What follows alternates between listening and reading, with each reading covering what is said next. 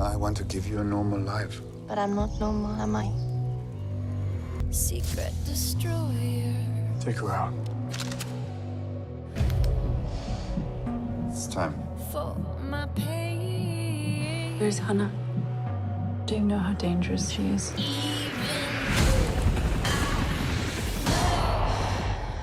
I don't want to lose you. So, Esme, talk about your approach to this character who, you know, it's an interesting combination of teenage girl who goes through the same things all teenage girls go through, but she's also a deadly force of nature. Yeah, she is. She's all of those things. I think she's sort of been hothoused to be in the forest, to be this kind of super assassin, which is really interesting when you bring that into sort of the context of a young woman. But it gives her, I think, a strange advantage because people assume when they see her that she's this kind of young little girl who won't be able to defend herself, but she of course can. So that was really fun to play with, and there's that brilliant scene where she's like, oh, I don't know who I am and what is going on, but actually she's about to murder them all. Defend herself against them all. So that was quite awesome, and I think for me it was really fun also to have the whole kind of coming of age thing with Sophie and playing with Rianne, who's such a great actor, and developing that relationship and sort of having this fun idea of a girl who's seeing and exploring everything for the very first time at a very late stage in her sort of development as a young person. But I think that gave it a sort of unique humour that's quite entertaining. Are those scenes among your favorite to shoot, where you're kind of almost toying with your antagonists? Maybe. I think the funnest scenes to shoot was the action for me, just because it's like a dance. You know, you learn it and then you practice it over and over again and you pull it off. It's a choreography basically. It literally is like dancing, and I really enjoyed that because I found it quite cathartic. So yeah, those are probably my favourite bits to shoot. I mean, the training must have been pretty intense. Yeah. And how much of that we're seeing is actually you, and I'm sure that you have a stunt Pretty double much as well. all of it. Really? Yeah. I mean, obviously there's stuff that I couldn't do for health and safety reasons, but pretty much I had a wonderful trainer, Sylvie, who just really sort of every day I was sort of lifting weights and, you know, on the treadmill and making sure that I was maintaining a level of fitness that I could actually be running and jumping and all those things. David, you co-wrote the original film, and you're showrunner on this. Can you talk a little bit about the challenges of expanding something that was about 2 hours into a full season of a show?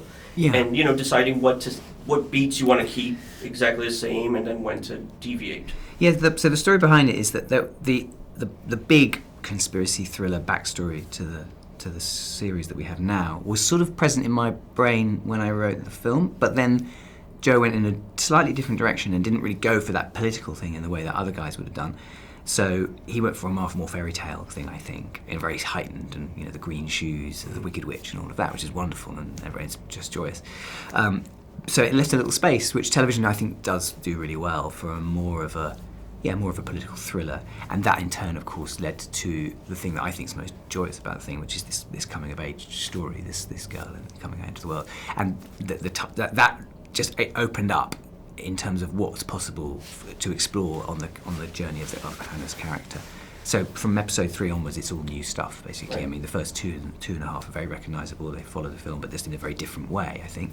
But they have a similar narrative, and then after that, it's all new, which is great. So I think for people who've seen the movie, there's a whole new area. But if you don't know what it is, and there's lots, you know, people who I suppose my daughter's age, sort of 17 now, who probably won't have seen it when it came out 8 or 9 years ago. So that I think either way it works. Were you familiar with the film? I loved the film. Yeah. Yeah.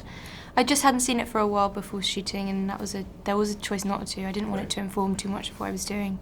But it's a fantastic movie, and Saoirse's amazing, so yeah. Can you talk a little about the search for the right Hanna? Yeah. And how many people you think you saw? I think we saw 412 or something like that. We saw a lot because we went to Denmark and Sweden and Germany, thinking probably that we would try and get an actress who came from Central Europe, had the accent, would have a sort of truthfulness, because we were very keen on this version of the story being very truthful, very grounded. But then Esme produced this tape, and we just saw it, and she has a wonderful ear for languages generally, so the accent was absolutely amazing. I've got German family in my family, so I sort of know it, it was really I was like, wow, okay, that's quite special. And it wasn't just that, it was just that she just, I think you sort of instinctively understood the role, and you kind of had a feeling for it. Thanks. Well, I mean, acting's in your blood. Both of your parents are actors. Was it something that you kind of always knew you wanted to pursue, or did you? No, I was doing all sorts of different things. I'm a musician, and I wanted to write, and I was at university, and I was doing all sorts of different things, and I still do want to do lots of different things. I was actually acting. I was auditioning as I was doing like little independent films in my summer holidays, as like a summer job, like to make money, and